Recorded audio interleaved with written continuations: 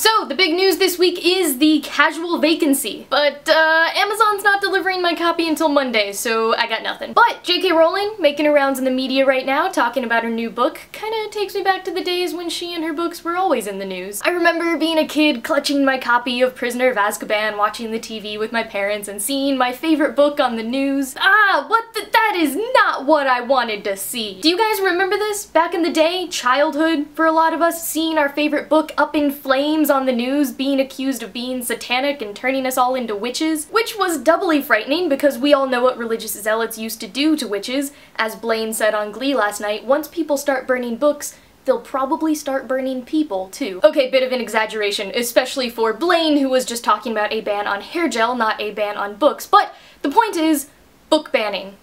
I don't like it. Probably the reason I'm so passionately against book banning is because as a child I was subjected to images of people burning my favorite book and local schools banning all the other books I liked. I also read Fahrenheit 451 at a very young age, mostly because there was that episode of The Famous Jet Jackson where they read the book and then all the students rallied together against censorship to save their teacher. Oh, the early days of the Disney Channel. This upcoming week, September 30th through October 6th, is Banned Books Week, hosted by the American Library Association, who promotes the freedom to choose or the freedom to express one's opinions, even if that opinion might be considered unorthodox or unpopular, and stresses the importance of ensuring the availability of those viewpoints to all who wish to read them. So, in honor of Banned Books Week, I thought I'd go through some of the banned books that I own and why they've been banned or challenged in the past.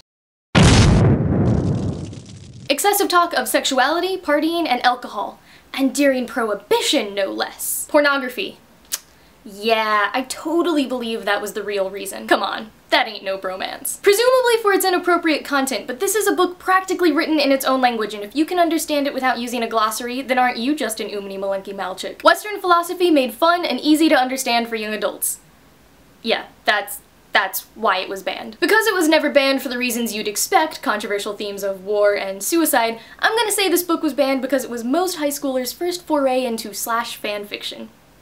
Guineas? Anyone? Because the only thing scarier than your gym teacher turning out to be a werewolf is children who actually want to read. All of his books, just everything in them, just yeah. Talking rabbits? Fine. One of those rabbits being psychic? That's unnatural. Zen and the art of rejecting traditional family values. It's not okay to be gray. Well, duh, rule number one. Anti-Christian, pro-communist, gay teens, irony, F-bombs, gateway drug to becoming a hipster. Because some people think this series is a work of non-fiction.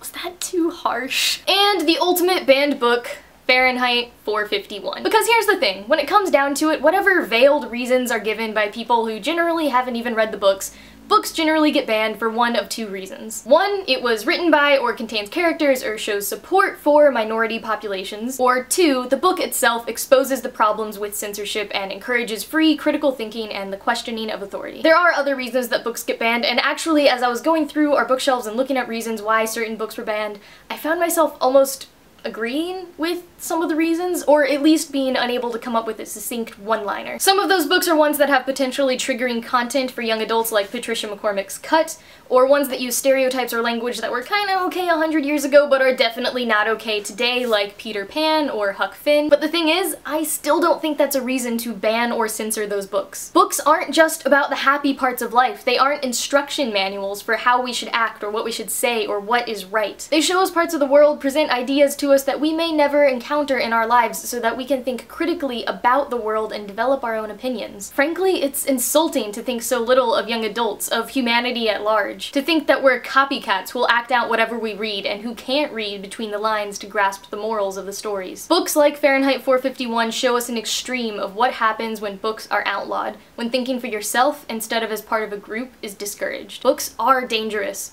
They give us the power to change ourselves. But I think a world that denies anyone that freedom to learn and think and express themselves is a much scarier place. So join me in celebrating Banned Book Week. I'll put some links in the description box of all the different things going on in celebration next week, and in the comments I want to know what your favorite banned book is. And Julian, I'll see you on Tuesday. See my sweater? See that was on purpose.